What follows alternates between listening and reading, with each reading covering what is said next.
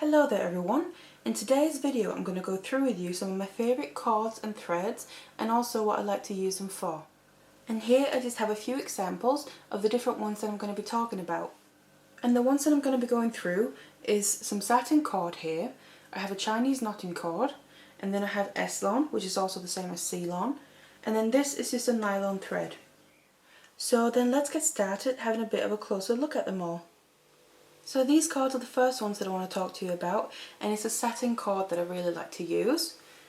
And you have this lovely sheen on the cord, and these ones are 1mm in thickness. You can get them in different sizes as well, thicker, so 1.5 and a 2mm as well, but I tend to use the 1mm by far the most.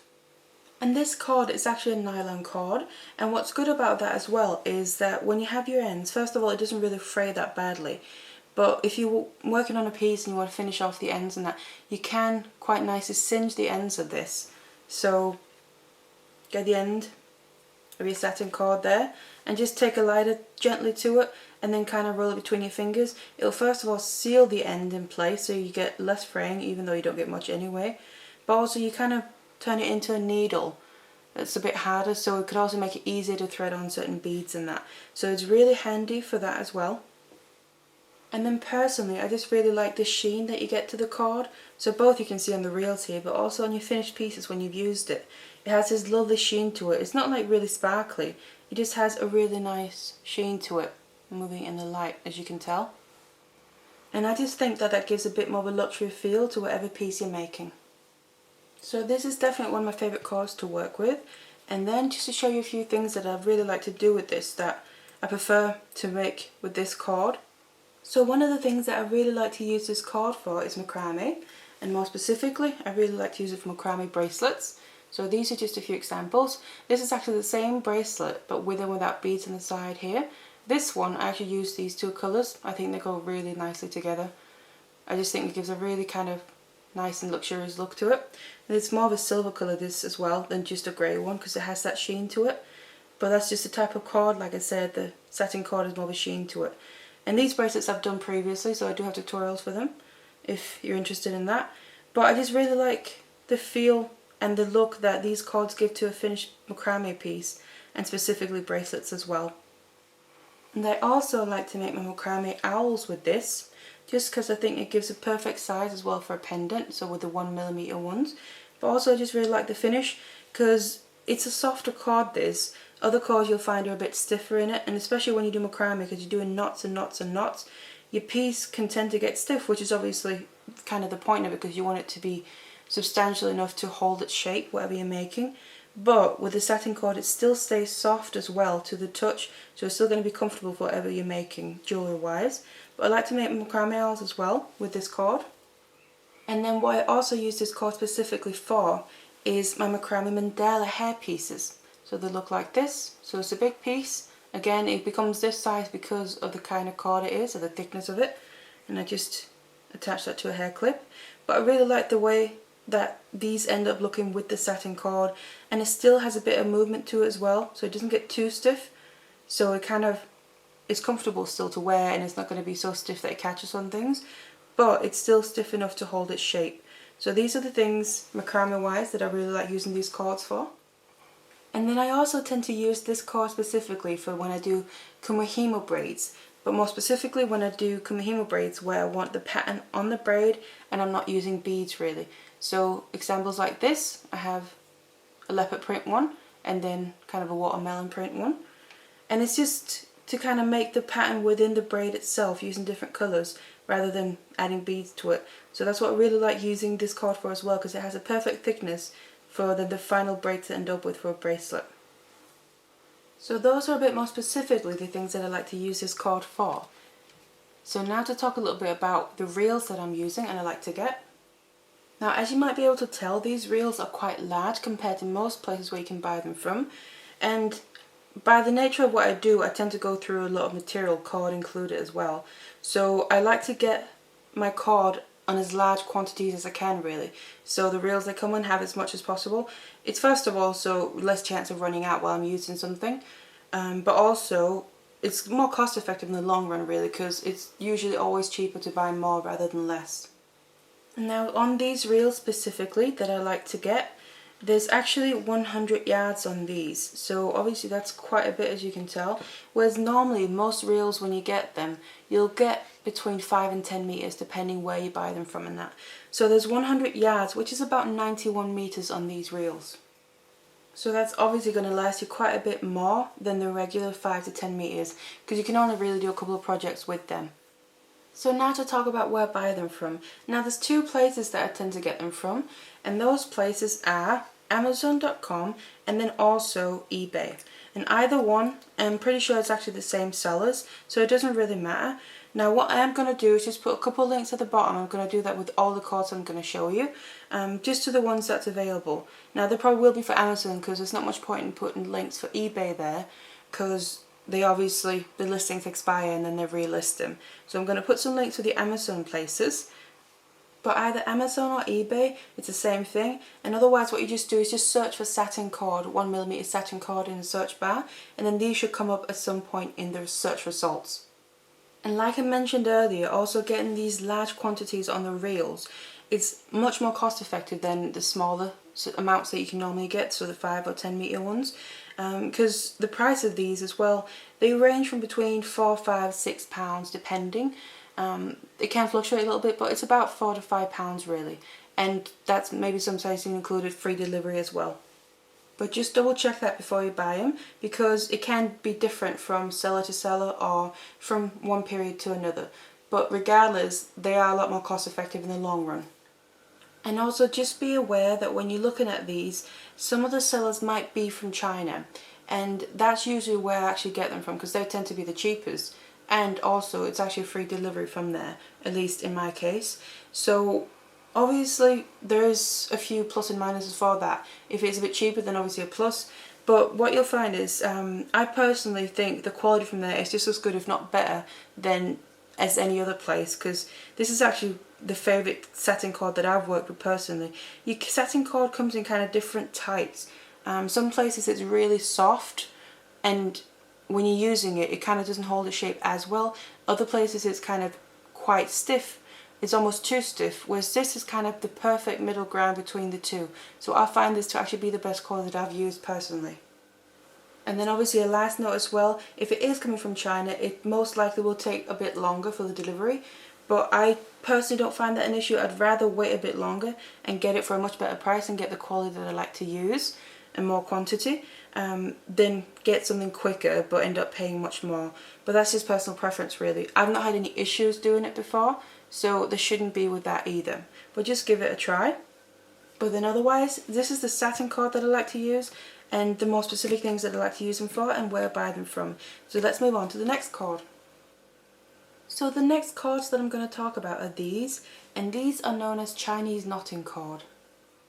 So the thickness of these is a 0.8mm, so they're quite close to the satin cord, which was a 1mm, but just ever so slightly thinner. But that small difference in the thickness can actually be quite important sometimes, depending what you're making in the final piece that you're going to end up with. And also another difference is you might be able to see is actually the finish of the cord. So as you might remember, the satin cord that I showed you before has got a really nice sheen to it. You can see it in the light there. So it's got that nice sheen finish to it. But with these, you can tell it doesn't have the same thing. So they're by far more matte. And you can also actually feel it in the difference when you have them next to each other. The texture is completely different. This is much more smooth and almost a bit silky. And then this is a bit more kind of rough to the touch. It's not rough so it's going to be uncomfortable, whatever you're making with it. But it just has a bit more of a texture to it, the final piece, and the cord itself as well. Now this is actually also a nylon cord like the satin cord, but just like I said, it just has a different finish to it, all depending what you want to use it for. So now regarding the reels here, as you can see again, there's quite a substantial amount of cord on these reels. What there actually is, there's 135 meters on each of these. So again, it's going to last you a lot longer than just buying the shorter lengths. And especially for some of the things that I like to use them for the most, I use quite a bit of this cord at a time, so for one piece. So that's why I prefer getting this cord as well like this, because it's going to last me a lot longer and I'm less at risk of running out while I'm using it. And one of those things that I like to use this cord for specifically, first of all because of the texture it has and kind of the finish that you get with it, but also the lovely colours that it comes in, is this, and this is my Macrame Rose. It looks like this. As you can see, this is actually the red and the green one that I've used. They're beautiful colours to them, and they keep their colour as well. That's another thing I find with these, they are really good quality. I have found that some kind of the Chinese knotting cords you can get, which is especially ones you buy in shorter lengths, maybe a bit more locally, I've actually found that they're kind of white on the inside and then you have the colour on the outside, and sometimes when you're using them for macrame you can see the white coming through. But with these I can't see that at all, so I find these to be much better quality, and they also feel nicer. They're a bit stiffer than some of the satin cord, but they're also softer than, say, the lesser quality ones that I've tried before. So this is the macrame rose that I really like to use this cord for. And then the next thing here is like a fashion statement necklace that I made. It looks like this, and here I've used the cord running through the braid, going all the way around the neck, to then use to attach all the things that I want to attach to it. And the reason that I've used this cord is, first of all, it has that strength to it. It's quite a bit more substantial to it, even though it's a little bit slimmer in the thickness of it. But also, that's exactly the reason why I wanted to use it as well, because I then used more strands of this, more lengths to form this braid than I would, say, with the satin cord. But I needed that because I needed to be able to get back through and stitch all the things into the braid here to create the necklace. So that's what I like using it for as well. And you can see that whatever you make, it's the same with the rose, it gets quite substantial and kind of not stiff, but it holds its shape really nicely. But at the same time you can shape it to how you want it to be. So going back to the rose, as you can see, all the petals there and the leaves, they're completely holding the shape really nicely on their own. This is just pure cord, there's nothing going through them otherwise. So they're holding the shape really nicely. And that's, again, the plus with this specific cord that I find. And again, it's also the same principle as a satin cord. Because it's these larger reels, they're far more cheaper in the long run. So cost effective wise, they're definitely good for that as well. And it's also the same principle with where I buy them. It's the exact same places Amazon and eBay have them. And again, these, in my case at least, what I've experienced, they come from China as well. Again, I repeat, I've never had an issue with that. The only thing is the delivery takes a bit longer. But personally, I can quite easily live with that when I get the quality of materials, but also for the price and the amount that you get. And these also tend to run at about £3 to £4 per reel. And when you consider how many meters you get, I think that's quite a good price as well. So again, I'll put some links in the description box, mainly to Amazon, because like I said, eBay, the listings will change over time. So just have a look there, otherwise just look for Chinese knotting cord and you'll be able to find them that way. So now that we've covered this, let's move on to the next cord that I want to talk about. And the next cords that I'm going to talk about are the Slong cords here. And this is just a small selection of some of the colours that I'm going to show you. And this is what the reels look like. So they will come like this is how they're sold. And these specific ones are Slong. And you have 70 meters in each of these reels, and that's just how you buy them. Now you'll also find there's something called Slong. And Slong and Slong is basically the exact same thing, same material and the same kind of cord. The only difference you'll find is that the Slong tends to have a bit more per reel, so longer length when you buy it, but otherwise it's the exact same thing and the same thing that they're made of. And also it'll mostly be the same colours, because actually the Slong and the Slong comes out of the same factory and then it's just sold under different names. But in this case, what I have here is the Slong, and this specific one is what's known as a Tex 135. So that basically refers to the size or the thickness of the cord, because it also comes in different thicknesses, and you'll also then get different amounts on the reels, both thicker and thinner as well. But this specific one, so like I said, the Tex 135, that's a 0.4mm in thickness, so that'll be perfect for certain things, like say for instance your micro macrame, which I use it for a lot, but also some of your Kumihimo work as well, especially beaded Kumihimo. So just to show you a few examples of what I made with this cord so you can see what I mean. The first ones here is, like I said, I really like to use this for micro macrame specifically, and these are just a few bracelets that I made. This is the same technique, but just to show you as well, by using just different colours, you can quite easily get very different looks and obviously use different beads as well. But this is a micro macrame technique that I've then made a bracelet with. And then what you'll find is when you're using this Slong, or the Slong for that matter, for your macrame or your micro macrame, because of the texture and the feel of the cord, you tend to, it's kind of the same principle as with the Chinese knotting cord. It's a bit more kind of rough to the feel, so when you feel it has more of a texture to it, rather than say the satin cord. Again, it's not rough to the touch to wear as jewellery. It's absolutely fine for that. But when you make something, it's going to be a bit more substantial. So especially when you're making macrame, like I said, because you're making knots on knots on knots, it's going to be quite a substantial piece and also hold its shape really well, completely depending on what you're doing. So it's really good for that. And then regarding the Kumihimo, like I said, especially the beaded Kumihimo, I really like to use it for that as well. So these are just a few examples. This is a basic beaded Kumihimo bracelet, and obviously this is just using Macrame beads, so they're a bit more substantial. But to show you they can quite easily use with both, this cord is substantial enough to be the core and carry those beads. So obviously when you're using beads in your Kumihimo, it's going to become a little bit heavier, especially using, say, something like these are Macrame beads. They're going to end up being quite a bit heavier than, say, some smaller seed beads as well. But it's going to be perfectly fine and durable as well, because that's the thing with this cord as well. It's really strong and it's going to be very durable. Whatever you make with this cord is going to last a long time, at least the cord parts of it, and it's going to carry the beads just perfectly. And also, because of the thickness, the 0.4 mil, it's going to go through by far the most beads that you can find as well. So it'll also be perfect if you just want to string beads onto some thread or cord, but you want it to be strong and durable in the long run as well. And as well as the other cords, this is also a nylon cord, so that's the material that it's made out of. And the good thing about that, same as the other ones, is the ends of your cord here, if you need to, because sometimes, say, if you're threading the ends through quite a few beads, especially smaller beads, the end can get a little bit frayed. It doesn't fray easily, but if you do that, it can get a bit frayed. So just singeing the end a little bit with a lighter or something, just do it gently, obviously, and carefully. That's going to really help prevent that, because you get that little kind of needle effect to the very end of your cord. And also, a little fun fact about this cord, now the material that this is made of is actually the same thing that they make seat belts out of, so that's going to also tell you something about the strength and the durability of this cord. Now the prices for these reels are a little bit more standard than the other ones, because you'll be able to find them in a lot of both online and also more local bead shops and jewelry making supply shops, because it is quite a standard cord and you can use it for so many different things. And also different places might have different colours or different thicknesses. And also remember, like I said, there's both the Slong like this or the C-Long, which is the same material, but some places carry the Slong and some places carry the C-Long. So it really doesn't matter which ones you get, it's really personal preference and also what's available to you. But they run at about £2 to £3 per reel. So this is the Slong cord that I like to use, so let's move on to the final one. So the final ones that I'm going to go through are these, and these are nylon thread. And these ones are the thinnest one that I've gone through so far in diameter. They're about a 0.35, so just slightly thinner than the Slong.